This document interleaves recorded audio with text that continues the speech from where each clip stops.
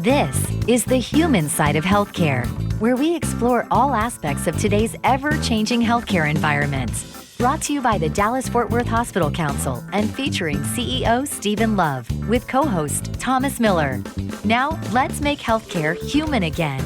Welcome to the human side of healthcare. Delighted you're with us today. And we're going to talk about a subject today that, Thomas, let me just ask you, have you ever had gout?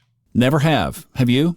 I've never had gout either, but I have known people that have, and it's been very painful. Well, Steve, we're going to find out all about this with Dr. Imran Iqbal, a rheumatologist from Texas Health Presbyterian Hospital in Dallas. Dr. Iqbal, welcome to the program. Thank you so much for inviting me. It's a very interesting topic as this is a very common disease amongst the general population. Dr. Iqbal, Thomas and I have never had gout, and many of our listeners probably haven't either. So tell us about gout, and where does it show up in our body? So gout is what we call a crystal-induced arthropathy, or simply put, it's an arthritis caused by development of crystals in certain body parts. And the body parts that are generally involved are, for example, the big toes, the feet, the ankles, the knees. Those are the most commonly affected body parts with gout.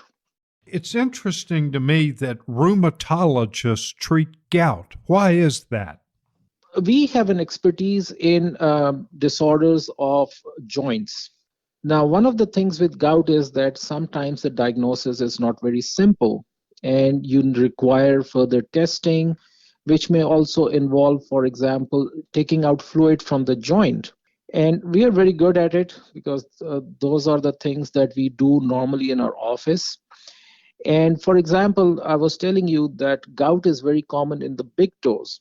So that joint is a little bit difficult to take the fluid out of. So we have modalities like ultrasound, which can help us guide the needle into the joint so we can take out the fluid with minimum discomfort to the patient. So as a rheumatologist, we have been involved in the treatment of gout for several years, and we also take part in research on newer gout medications. So that's why rheumatologists have a unique role in the treatment of gout. You know, in speaking with some people I know that have had gout, they mention uric acid. How is that involved with gout? So uric acid is a byproduct that is developed when we process proteins in the bodies, and the proteins are turned into purine. And when the body metabolizes the purines, we get a byproduct called uric acid, which is excreted by the body through the kidneys. And it is the accumulation of this uric acid in the body that precipitates gout. You know, for our listeners out there that may not be as familiar with gout, how common would you say it is? About 3% of the US population has been affected with gout. So that's about 8 million people. So the number of patients with gout is increasing because of various issues such as obesity, the diets that we are consuming, and use of alcohol. You know, how would you say the overall population perceive this disease today? That's a great question because during the past decades, we have always suggested that this is because of what patient is doing. So there was a perception that gout was a self-inflicted disease by eating too much, drinking too much, which is incorrect. It is a genetic disease that predisposes some of the people to gout. And it is this stigma that this disease has had, that it's associated with obesity, self-indulgence, that perhaps has led some people from seeking help for the treatment of gout. You know, when you look at gout, and you mentioned obesity, you mentioned some of the things you eat and drink, what types of food in your diet can impact gout? Alcohol, I would say, would be number one, especially beer. Then there are foods like red meat, pork, fatty fish, tuna. These kind of foods can predispose people to have high uric acid level in the blood, which can lead to supersaturation of this crystal in the blood and can cause gout. So even some types of seafood, fatty fish, as you indicated, could contribute to gout. Yes, and I forgot my favorite, the shrimps and lobster. All shellfish, they can cause high uric acid levels. Generally, if people have gout and they seek your help, is there a cure or what are some of the treatments you employ? We don't have a cure. So let me explain that. For example, when we hear that somebody has hypertension, so we give them a medication that they have to take, and as long as they take the medicine, the hypertension is controlled. Similarly, for diabetes. So these are chronic illnesses. Similarly, gout we can control with medications, and the aim of the treatment is that the patient should not have reoccurring painful gout attacks, because if they keep on having reoccurring gout attacks, they can also sustain permanent joint damage. You mentioned something in your answer about painful episodes or painful attacks. Just how painful is gout? Gout is one of the most painful diseases that we have. So, for example, when a patient has a gout attack, the pain is so severe that they'll describe it as a 10.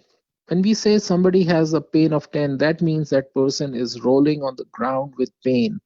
It's like childbirth. Pain can be so severe that if somebody walks into the room near the patient, just the movement of air can cause pain in, for example, in the big toe.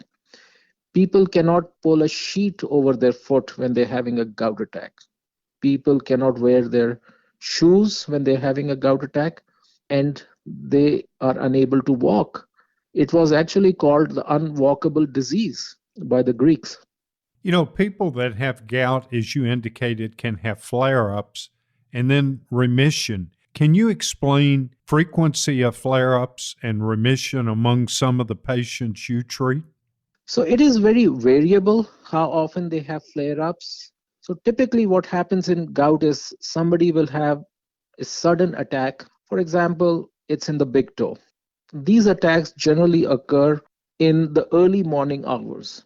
People will wake up with pain, and this pain reaches maximum intensity within 8 to 12 hours. The joint becomes red, hot, and swollen, and extremely difficult to put weight on. If we do not do anything for the gout attacks, even then this attack will subside in a period of about a week. And in between, people can stay asymptomatic, sometimes for weeks, months, and even years. This is what we call intercritical gout. But the longer the uric acid is high, people will have more and more gout attacks. And once they're having more than 2 gout attacks per year, we recommend that they should start treatment for gout. This is Dr. Imran Iqbal, a rheumatologist at Texas Health Presbyterian Hospital in Dallas. A lot of us love seafood, and he's going to drill down on that in the next segment. Plus, some thoughts about how gout shows up in our history. And this interview and all of our interviews are on our podcast, The Human Side of Healthcare, also on our YouTube channel. This is the human side of healthcare, where we feature healthcare's hottest topics and what our North Texas area hospitals are doing to make healthcare human again. Welcome back to the human side of healthcare. We're talking with Dr. Imran Iqbal, a rheumatologist from Texas Health Presbyterian Hospital in Dallas, about what triggers gout. Steve? Over the break, I was just thinking, my son had gout. He had an episode occur, and he'd been eating a lot of shrimp, shellfish, and over a 10-year period, it flared up twice. So is that the kind of seafood you're talking about that could trigger a gout attack? Yes, for some people, the gout attacks are so far apart that it is not advisable for them to take uric acid lowering therapies.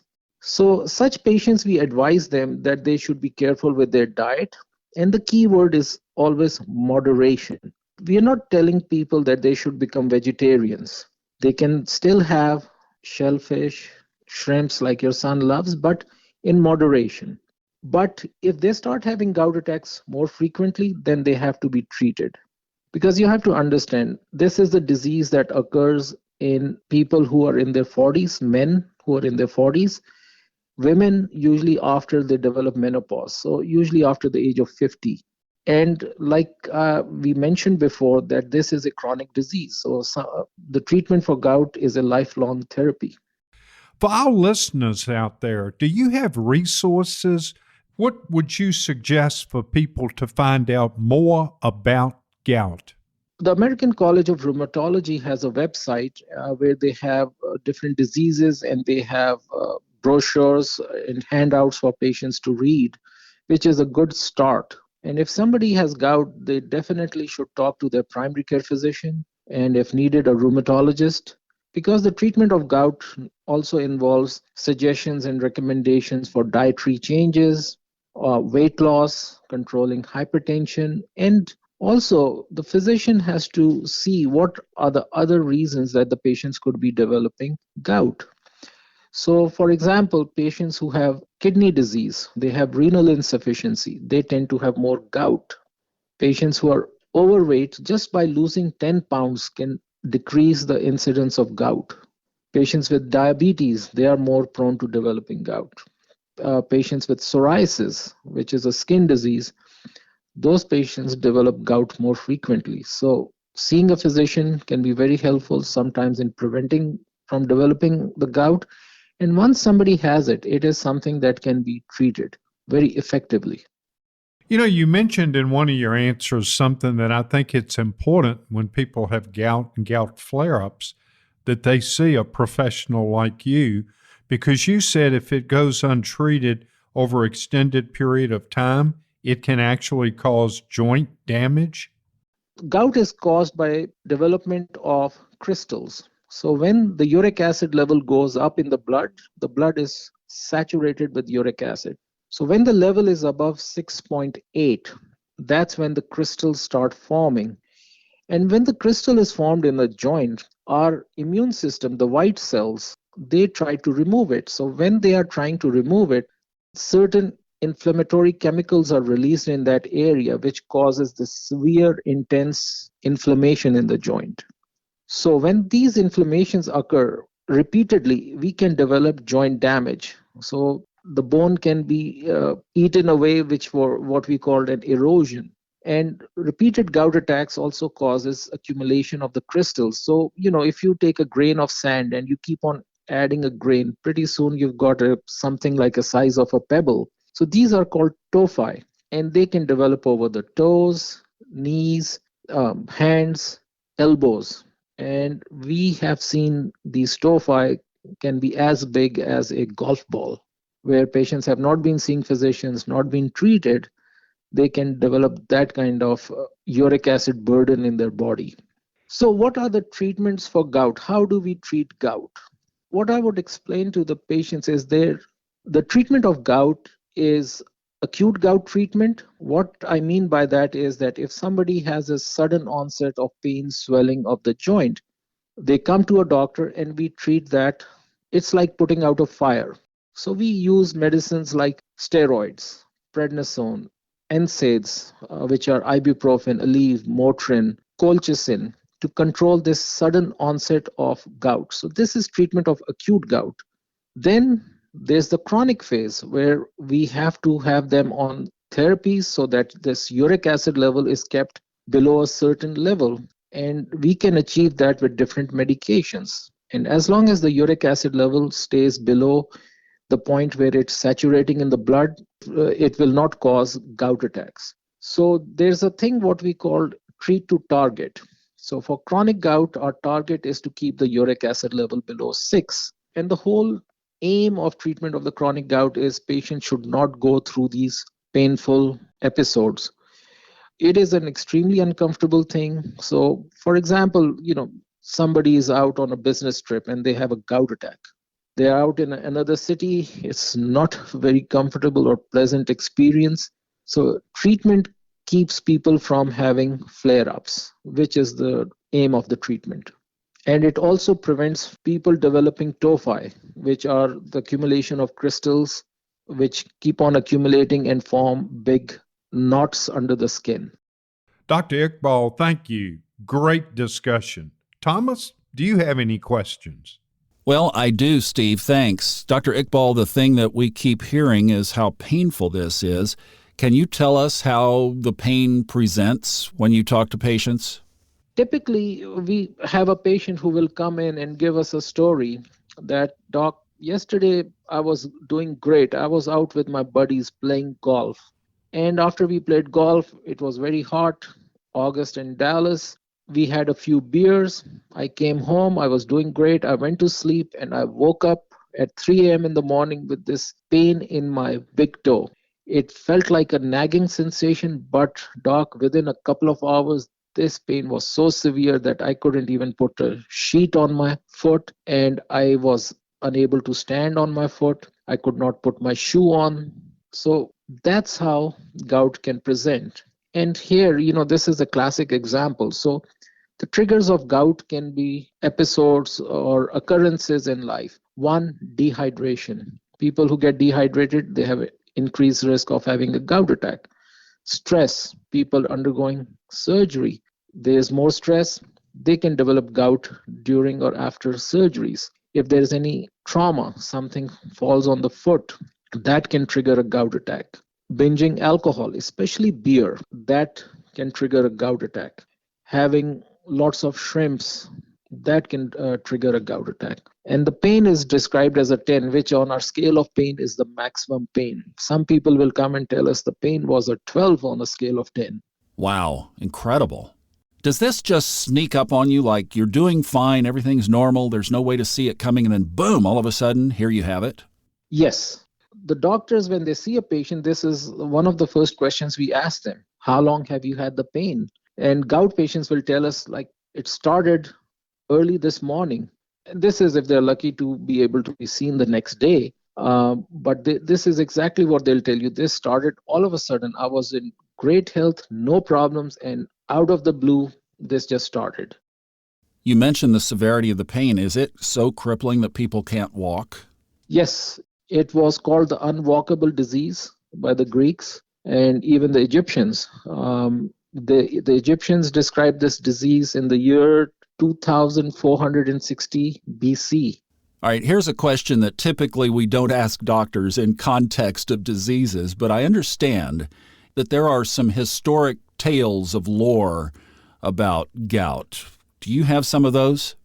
Gout has been described in people such as Charlemagne, King Henry VIII, Charles Dickens, Benjamin Franklin, Thomas Jefferson. Some people think that was one of the bonds between Benjamin Franklin and Thomas Jefferson, that they could talk about their gout and their illnesses all the time.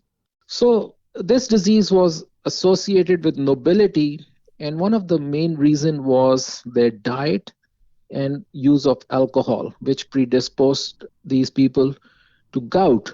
So it was thought that it was disease of the kings as opposed to the common cold, which everybody got. And a story about how it may have directly affected even our own heritage and independence as Americans? Yes. If it had not been because of gout, we would not have had the Boston Tea Party, and history could have been different. Now, how so? There was a gentleman called William Pitt in the British government, parliament basically. So when they first passed the Stamp Act in 1765, that was a tax put on the colony so that they could use that to defend the colony against the French. So this law was passed when he was not in the parliament because of a gout attack. When he came back, he learned of this. He repealed that act, this increased taxation. Another parliamentarian passed a bill that levied a tax on tea, which led to the Boston Tea Party in 1773. See, when you listen to the human side of healthcare, you just never know what you're going to learn. Dr. Imran Iqbal from Texas Health Presbyterian Hospital. Now, if you or someone you know is facing a hip replacement or knee replacement surgery, you're going to want to hear what we have to say next.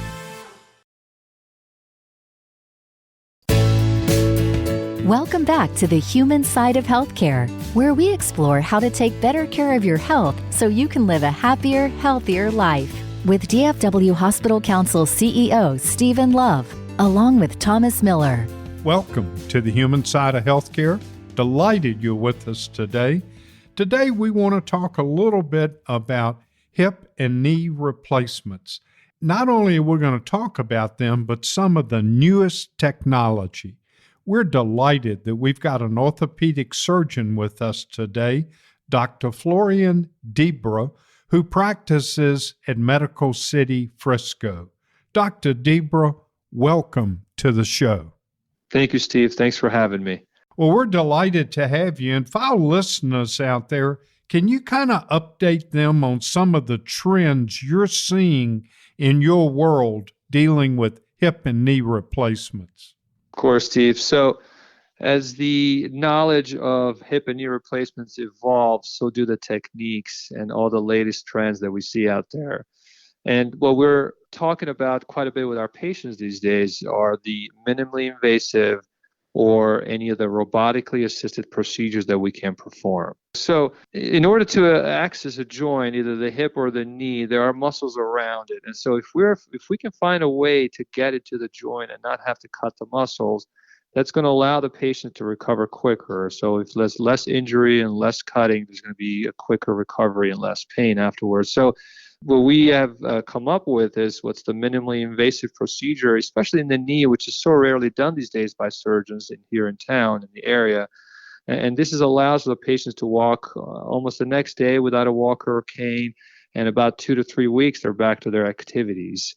And same thing with the hip. If we can perform a hip replacement without having to cut any muscles and go through the front of the hip, and by just displacing the muscles apart, we're again allowing our patients to walk without a walker or cane in a couple days and back to their routine within a month or so, which is much sooner than back in the day where it was 2 to 3 weeks in a hospital, months and months of rehabilitation. We're seeing that go away these days with these new techniques.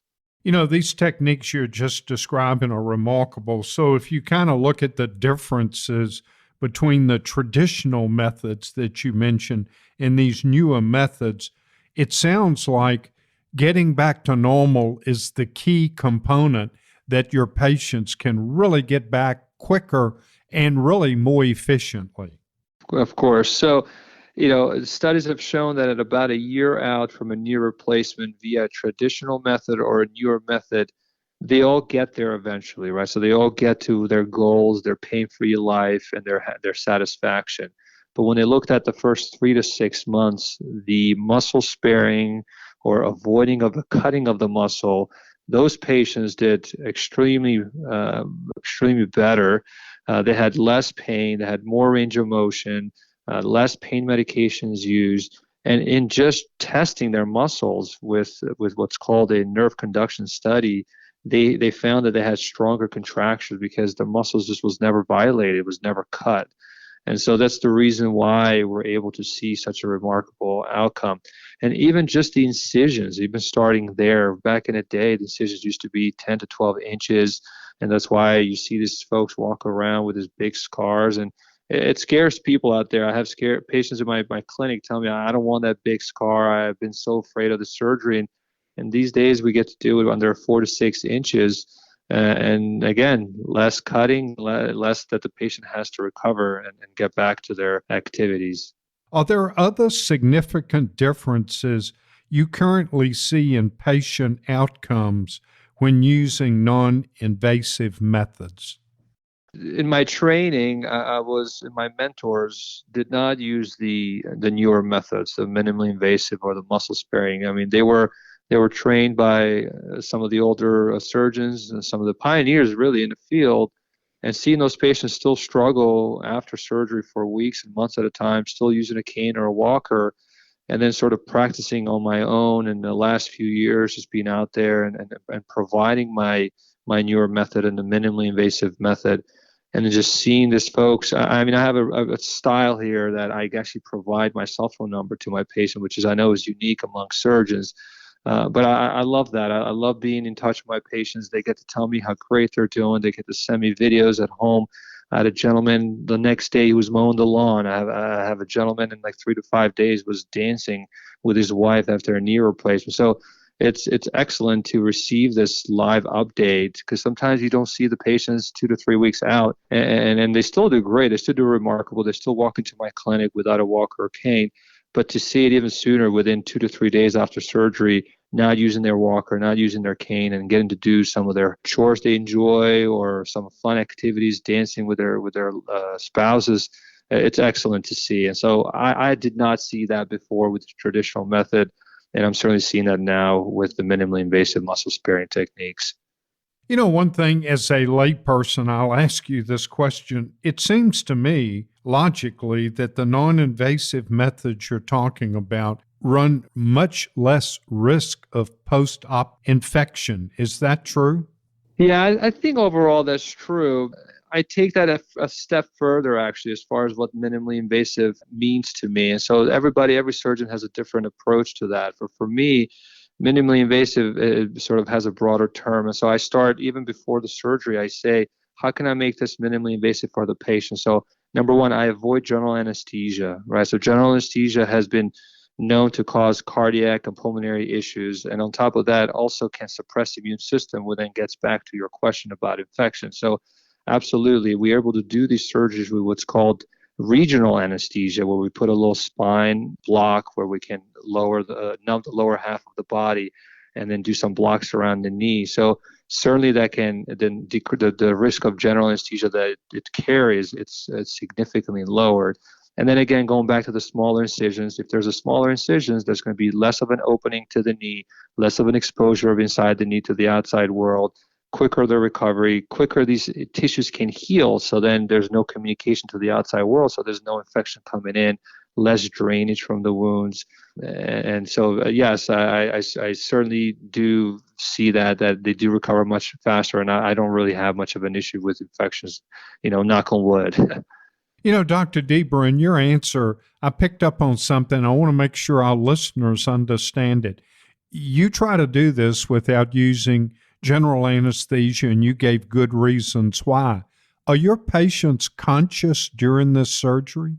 No, so during the surgery, they still get sedation. So the type of sedation that they receive after the blocks is sort of similar sedation that they would receive for a procedure such as a colonoscopy. So to them, it's when I say it's lights out to them, but at least it's much, much safer because there's no breathing tube.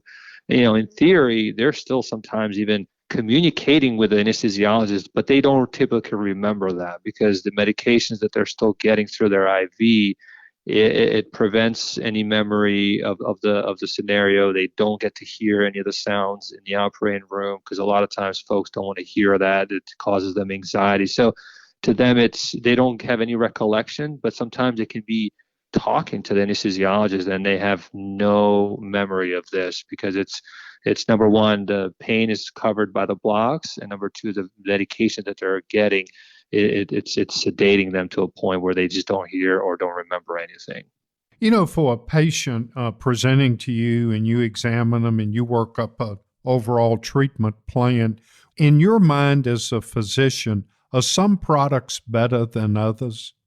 Well, certainly. And so that's what medicine is, really. I mean, we get better because we learn from our past mistakes. And so, I mean, we certainly have the products we have today because we learned what worked, also what didn't work in the past. And so the technology and the implants and the products have all gone extremely better than what they used to be. And so now their responsibility falls on the surgeon to do a good job and have a good outcome for the patient. That's a great answer. And as a follow-up to that, when you're guiding your patients and presenting to them different surgical options, and you care about your patients, you give them your cell phone number, how do you guide them in making those key decisions? Right. So every time they come and see me and they have hip or knee replacement, I spend a lot of time with them because I believe in educating my patients. When they leave my office, they know exactly what arthritis is, what it looks like on x-ray, what is happening on the physiological level inside the knee with the cells and everything. And then we go over the treatment options. And I always tell them I'm a surgeon. I love to operate, but 80% of my clinic is non-surgical. patients, because we can make patients better without surgery. And so surgery ought to be the last resort. And so what I tell them, I sort of present a list of interventions that we can do, starting with a non-operative intervention, anyway from the weight loss, because I tell them for every pound you lose, it's 4-pound pressure reduction on your joints. We go over nutrition, which is not many patients do in an orthopedic clinic. We go over what that needs to be for them. We go over the anti-inflammatories, the medications, the physical therapy, and what's actually physical therapy doing for you. Why is it important? Because a lot of people scoff at physical therapy. So I take time, and I have patients, I have a physical therapist even shadow me in clinic, and they can spend time with their patients teaching them what their expectations are and what they're going to do in physical therapy. We go over the injections, and we go over all these sort of things. And then when we exhaust those opportunities and we continue to have pain and we continue to have life-altering pain, that's what I tell them. This has to be a life-altering pain. This can't be a little bit of a nagging pain that's controlled, but this is a non-controlled, life-altering pain where you're not looking forward to your activities. It's preventing you from enjoying your life and your hobbies. That's where we can start talking about surgery and what that entails. And then we go into great detail as to how I do the surgery, and we show videos, and we go over the anatomic models and exactly explain what muscle sparing is and what robotic technology is and how we achieve this excellent outcome. And so I spend so much time with them that at the end of it, they just come out so empowered, and they're able to make an informed decision. Dr. Florian Dibra, orthopedic surgeon at Medical City Frisco, with this amazing new procedure. When we come back, we're going to find out how our weight factors into all of this with some surprising statistics on the human side of healthcare. Catch our podcast on all the audio players and on YouTube. Covering the healthcare topics that matter most to North Texas. This is the human side of healthcare with DFW Hospital Council CEO Stephen Love, along with Thomas Miller. Welcome back. We're continuing our conversation with Dr. Florian Dibra. He's an orthopedic surgeon at Medical City Frisco, talking about this minimally invasive surgical procedure that he has perfected for knee and hip replacements. And Dr. Dibra, when we're talking about our lower extremities, our hips and our knees, our ankles even, weight becomes a big factor. Correct. I mean, I tell them that the number one reason for arthritis is genetic. So you're genetically predisposed, but you can accelerate that with other factors, and some of those being overweight, bad habits such as smoking, sometimes high impact activities can accelerate a little bit their arthritis, but certainly the weight losses for me is right off the bat. I spend time with them. We go over again nutrition and how to achieve that, and we go over some of those data as far as 1 pound per 1 pound reduction, 4 pound reduction to your knees, or 1 pound weight loss is 4 pound reduction to the knees and hips. And I mean that to them it's like kind of eye opening. And then I have very rigid cutoffs, and as everybody should, because studies have shown that morbidly obese, anyone from a BMI of 40 or above, is a 10 times risk of infection, and it's just not worth it, right? This is at the end of the day, unfortunately, and I know to them this is a urgent surgery, but to us and to everyone else, this is still an elective surgery. Like this is not, I tell them, this is not a heart attack, this is not a cancer that ought to be addressed right away. Unfortunately, I mean, it is what it is. Pain, it's not pleasant, and it's not pleasant to live with pain, and we want to help you as much as possible, but we do need to also do what's safest for you, because if you get an infection and you end up getting an amputation, we did you more harm there. And they understand that, they get that we're candid, and they appreciate it. And I have plenty of patients that come back, they've had like we talk about weight loss surgery, even that we talk about, and they come back completely change. And I've had some patients that say, well, doc, I don't have knee pain and hip pain anymore. I'm sorry, I'm not going to do the surgery. And I said, well, there's no need to be sorry. This is great. You came to me for relief, and you got it. That my job's done here. As you were answering that question, I was thinking about how passionate you are about your patients. But to our listeners out there who may be facing potential knee surgery or hip surgery, and whether they come to you or not, do you have guidance and advice for them to ask their provider when considering surgery? Yeah, so I tell my patients and I sort of teach that the best chance to get a hip and knee replacement done right is just the first time around. I'm a hip and knee replacement specialist. I'm fellowship trained in hip and knee replacement, so I get to do not only the easy but the complicated. I get to do all the redo surgeries, the revisions, even my own or other people's in the area that refer to me. I can fix all that. I do infection. I do all sort of kinds of reconstructions. But I always tell patients the first time to get this right is the first time around. And so please do your research. I tell them, you're not going to hurt my feelings if you go see somebody else. Getting a second opinion, it's a great thing. And because sometimes you want two people to validate it. Either you need the surgery or you don't need the surgery. But it's nice to hear it. And I tell them that you don't just buy the first car you drive or the first house you check out. You got to look around and you got to find that fit, and you have to look into the doctor that you're getting. And obviously I'm a little biased, right? I'm a fellowship trained joint replacement, and while joint replacements are performed by other orthopedic surgeons, they don't have my credentialing. But as long as they have good outcomes, you can ask around your friends for recommendations, your primary care physicians. The physical therapists are one of the greatest assets because they get to see the outcomes of multiple surgeons. So sometimes going to a physical therapist and ask them what surgeons have you seen great outcomes from? And so because I have a lot of physical therapists that refer to me and they've seen other outcomes that are not to my standards. And so they can actually guide these patients. They're so grateful. So do the research, read up on your surgeon, see how busy they are, see what kind of training they have. And then go see them, go meet them, and see if it clicks. See if they're the surgeon, they're going to be there for you. If God forbid something happens to you.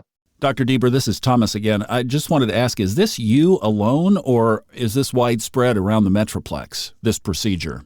So it's from a hip replacement standpoint, it's becoming pretty widespread. I think these days patients want what's called anterior hip replacement. That is that muscle-sparing hip replacement is the anterior hip replacement, where the incisions are smaller. You're not cutting the muscle versus when you go to the side of the hip, the lateral or the posterior, then you're cutting the muscles. And so from a hip standpoint, more and more surgeons are catching on, which is great. From a knee standpoint, however, I will tell you, it is few far in between. I mean, I could count with maybe one hand in the DFW area of the surgeons that do that. I mean, in the North Dallas area, I would say maybe two, maybe three, and that is it. I mean, if you were to Google muscle sparing knee replacement without putting state or location or surgeon or anything or hospital, I'm the number one hit is because there's not a lot of surgeons out there even around the country who do this. And so I have patients sometimes even from Oregon or California flying out here and having the surgery done. And certainly in the Texas, Arkansas, Missouri, Louisiana area, they're all driving and flying in for this surgery. Wow, that's great. How long does the procedure take? Is it faster? Yeah, I think the procedure is faster. I think right now with the robotic technology, we have it down to about 40 to 45 minutes. It's just incredible. And then mowing the lawn tomorrow afternoon.